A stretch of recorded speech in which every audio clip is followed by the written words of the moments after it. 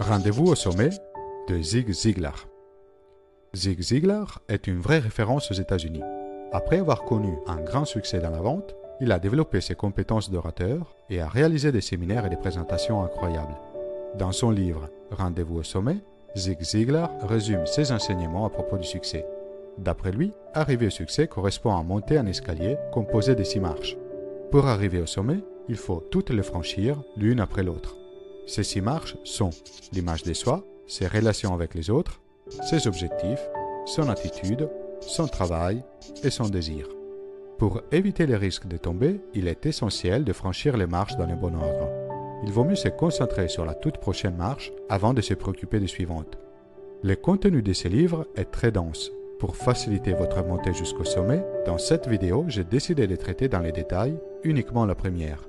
Si le contenu de ce livre vous intéresse, dites-le moi et je publierai de nouvelles vidéos sur les autres marches. Il est impossible d'atteindre le succès tant que nous avons une opinion négative de nous-mêmes, tant que nous ne croyons pas que nous méritons de réussir. Une image de soi négative, appelée aussi complexe d'infériorité, peut se développer pour plusieurs raisons. Les inputs négatifs de la société, comme les messages de peur et de haine relayés par les médias. Des moqueries ou des critiques des parents, amis ou enseignants lors de l'enfance sur son habilité, son aspect ou son intelligence. La tendance à confondre l'échec d'un projet et l'échec personnel. La comparaison avec d'autres sur des talents différents plutôt que des expériences différentes.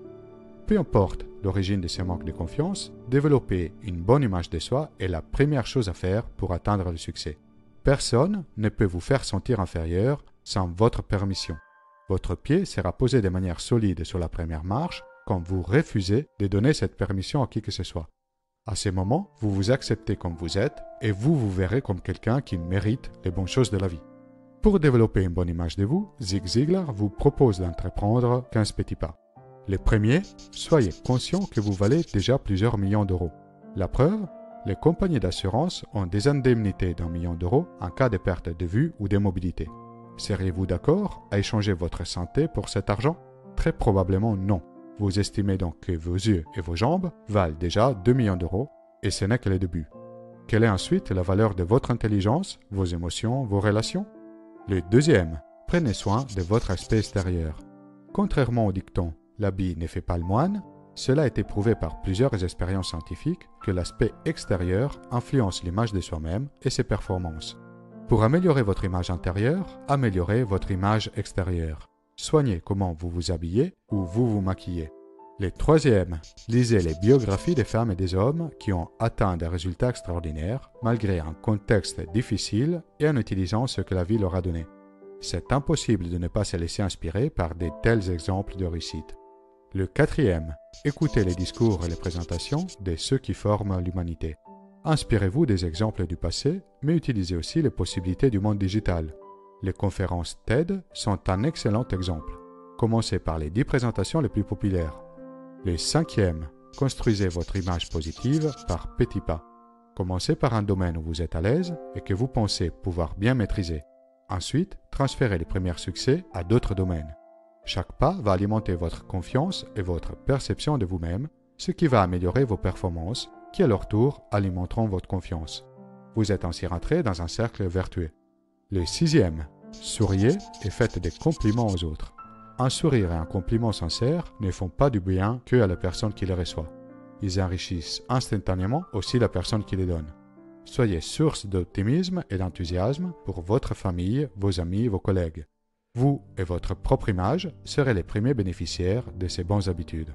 Le septième, faites quelque chose pour quelqu'un d'autre.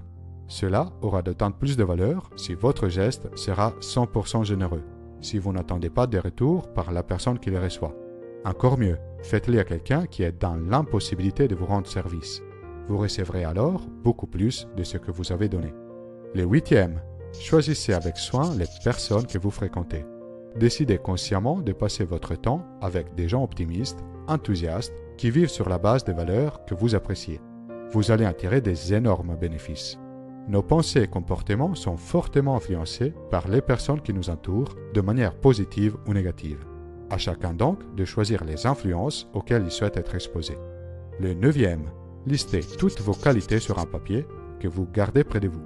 Enrichissez cette liste en demandant à vos amis et vos proches ce qu'ils aiment ou qu'ils apprécient en vous. Réalisez cette liste à chaque fois que vous en sentez le besoin. Le 10e, compilez une liste de victoires pour vous rappeler de vos succès passés. Cette liste contiendra les choses dont vous êtes le plus satisfait et fier depuis votre enfance jusqu'à aujourd'hui.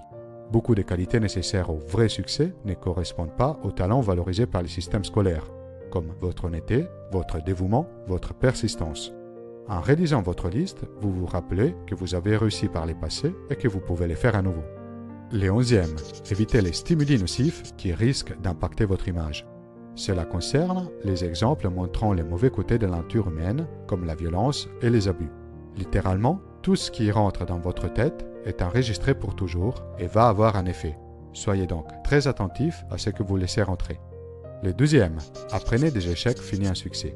Il y a un grand nombre d'exemples de personnes qui ont échoué plusieurs fois avant d'atteindre le succès. En réalité, échouer est le seul chemin possible vers le succès. On apprend ce qui marche et ce qui ne marche pas et on adapte nos actions en conséquence. La seule différence entre ceux qui ont échoué et ceux qui ont réussi dans leur vie est que les personnes à succès se sont relevées après chaque échec et ont continué à essayer jusqu'à la réussite. Le 13e, cherchez des occasions pour parler en public. Cela peut être sur votre travail ou dans une association. Beaucoup de monde s'exprime bien dans une conversation privée, mais se sont paralysés à l'idée de faire un discours face à un public. Pourtant, si couplé avec une bonne préparation, ceci est un excellent exercice pour améliorer son image de soi. Le 14e, regardez-vous et regardez les autres dans les yeux. Un regard direct et franc est un signe fort de confiance dans les autres et dans soi-même. Si vous n'êtes pas à l'aise avec les regards des autres, commencez par vous exercer en vous regardant dans les yeux face à la glace. Passez ensuite à votre famille et vos proches lorsque vous discutez avec eux. Pour terminer, apprenez à le faire avec n'importe qui. Et pour finir, le 15e, améliorez votre aspect physique si cela est possible et désirable. Si par exemple vous avez quelques kilos à perdre ou quelques muscles en plus à développer, faites-le. Même s'il s'agit uniquement de votre aspect extérieur, en atteignant ces petits objectifs, vous allez booster énormément votre confiance en vous. Les résultats vont bien repayer l'effort à faire. Une fois réalisé ces 15 pas, vous aurez développé une très bonne image de vous-même. Vous aurez alors franchi la première des 6 marches vers le sommet. Vous serez convaincu que vous méritez les bonnes choses de la vie et serez prêt à franchir l'étape d'après, votre relation avec les autres. Comment faites-vous pour alimenter une bonne image de vous-même? Quelles sont d'après vous les difficultés principales qui risquent de miner la confiance en soi? Laissez un commentaire ci-dessous. Si vous souhaitez soutenir la production de Mind Parachutes et au passage télécharger l'audio de chaque résumé en MP3, rendez-vous sur ma page Tipeee. Vous pouvez télécharger la Mindcard